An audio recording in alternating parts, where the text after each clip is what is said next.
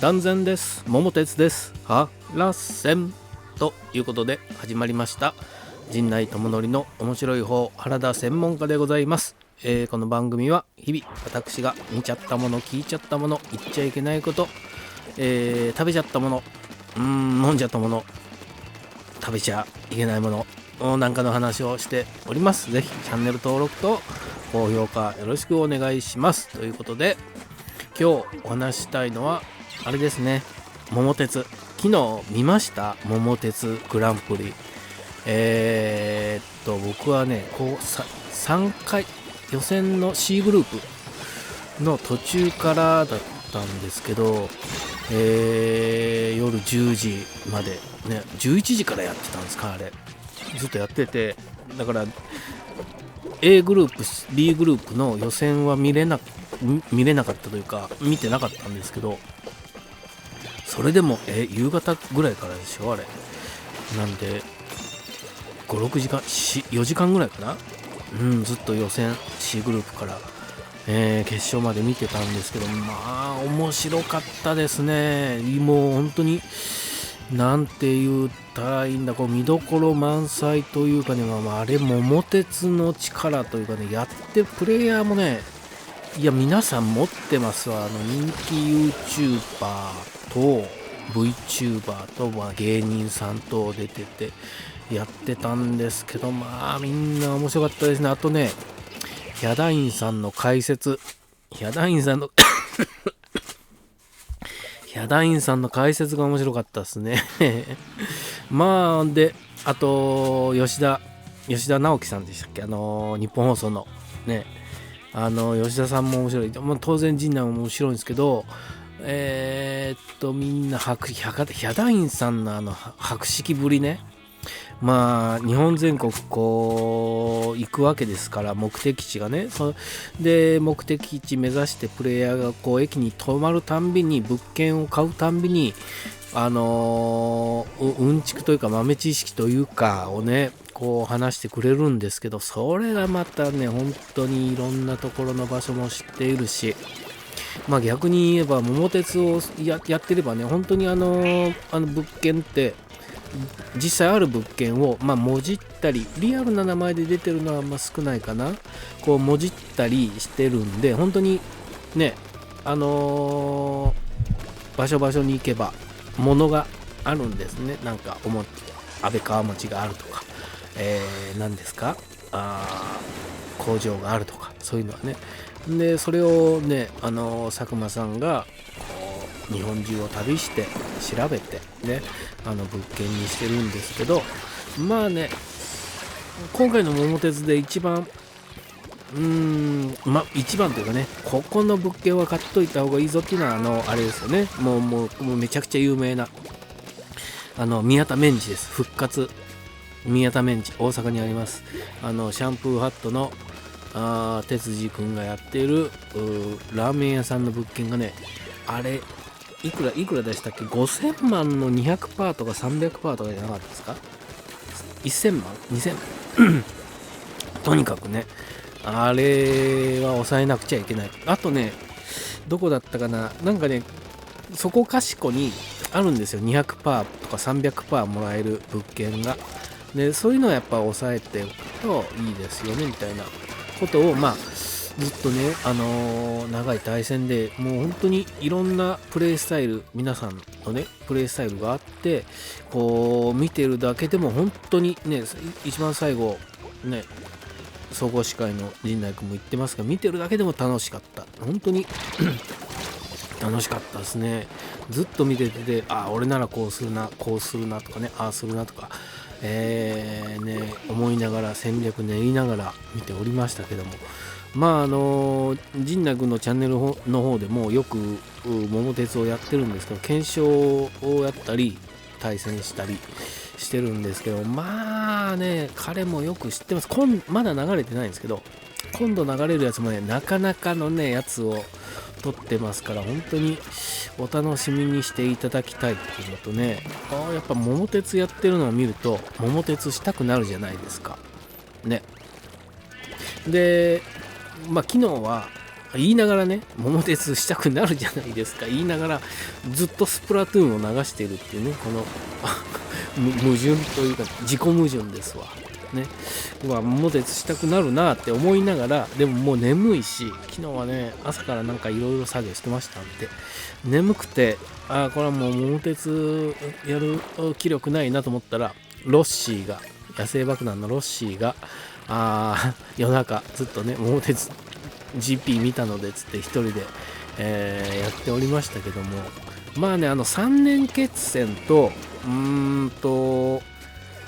年と、あとはまあ好きな年数100年目指してやるのと、これ戦略がね、もう、全然違いますよ。3年と10年なんかも全く戦略の立て方違いますから、これはそれでまた面白いんですよね。3年はね、やっぱ金額が一個一個でかいですし、最初の1年というかボンビーがついて2回ねなすりつけるまでが、まず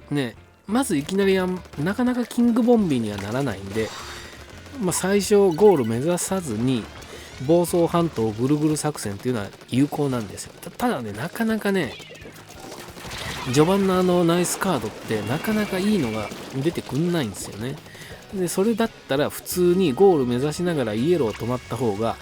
まだ進行形のいいカードが出やすいような気がしますね。僕も何回かやってるんですけど、っていうのがあったり、そういった3年と10年とで戦略も変わってきますし、みたいなことをこう見ながらね、思っておりましたね。だから3年のラストスパートなんかね、もうゴール目指すよりも本当に宝くじでね一発狙った方がいいとかね、昨日の佐々木さんでしたっけ、佐々木さんかな、VTuber の2位になったのね、最終的に。あれ予選の時から見てたんですけど、うまい立ち回りなんですよね。こうなんかね、一見むちゃくちゃこうミスヘリコプターってねあだ名されてましたけども、こうぶっ飛び周遊とかぶっ飛びでねあっちこっち行って本当に物件も何も買わずにみたいなところから、こう最終的にはね宝くじで稼いだりとか、あとはね大人様カードを買ってましたね。で大人様カードっていうのはゴールした人がいれば同じ金額が入るっていうねカードをそれも2枚も買ってて、あれ僕知らなかったら6000万で売ってるんですね。あれだいぶお得ですね。なんでそれで金額増やして最終的に2位につけてみたいな、予選の時も2位だったんですけど決勝でも2位だったんで、あれなかなか面白いですよね。でね、決勝を見た方いますかね、剛速球カードで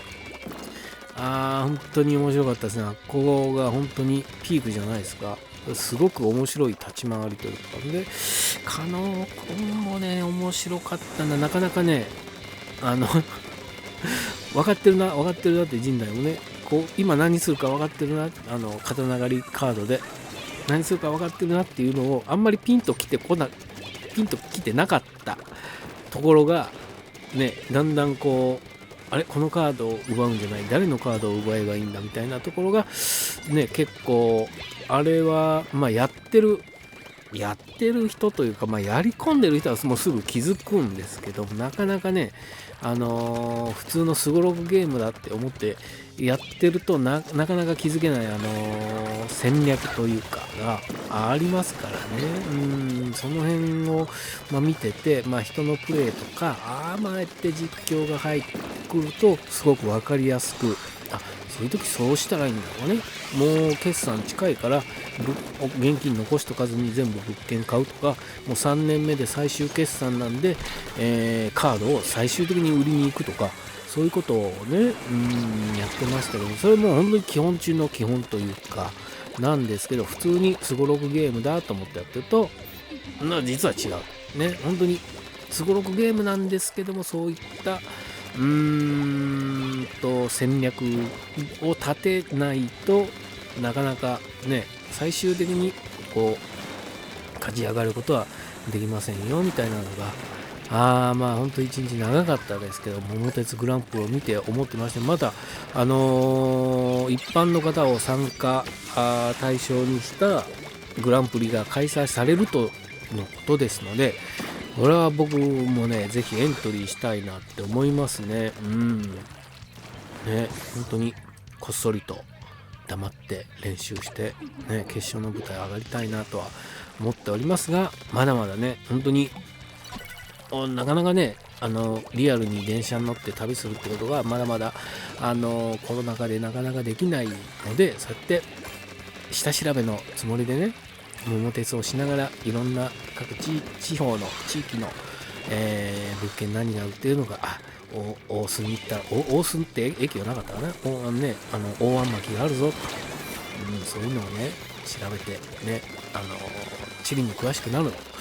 いのかなと思って桃鉄グランプリを見ておりましたということで、今日は昨日見た桃鉄グランプリのお話でした。僕もたまにね最近もうほんとスプラトゥーンばっかりしちゃっててあれなんですけども、たまに桃鉄やりますんでフレンドコード貼っつけてねおきますんで、ぜひフレンド申請してね、あとね任天堂のアプリでボイスチャットもできるみたいなんで、それまだ僕試したことないんでそれで